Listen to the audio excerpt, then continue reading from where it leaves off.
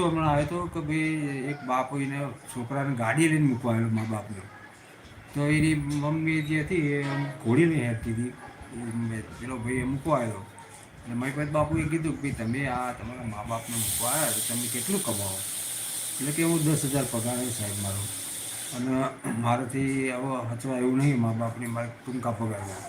એટલે મારી પાસે બાપુએ કીધું હું તને 12,000 રૂપિયા આલું દર મહિનાનો પગાર 12,000. ખાલી તાર કશું જ કરવાનું, તાર મા બાપની આ બેની સેવા કરવાની, તારે જમવાનું ફ્રી, તારા મા બાપને જમવાનું ફ્રી, અને તારા ધર્મપત્નીને એમને લેતા હોય એમને જમવાનું ફ્રી, બધાનું જમવાનું ફ્રી, અને તારા બાળકોને ભણાવવાની જવાબદારી મારી, બરાબર? અને તારી આ ગાડીનું ડીઝલનો ખર્ચો હું આલો, અને 12,000 પત્તા પગાર આલો. બોલ તું તારા મા બાપની સેવા કરીશ? કશું કરવાનું નહીં, તારે ખાલી એમના સેવા જ કરવાની. તો પેલા ભાઈ કહે ના હું ના કરું, બરાબર?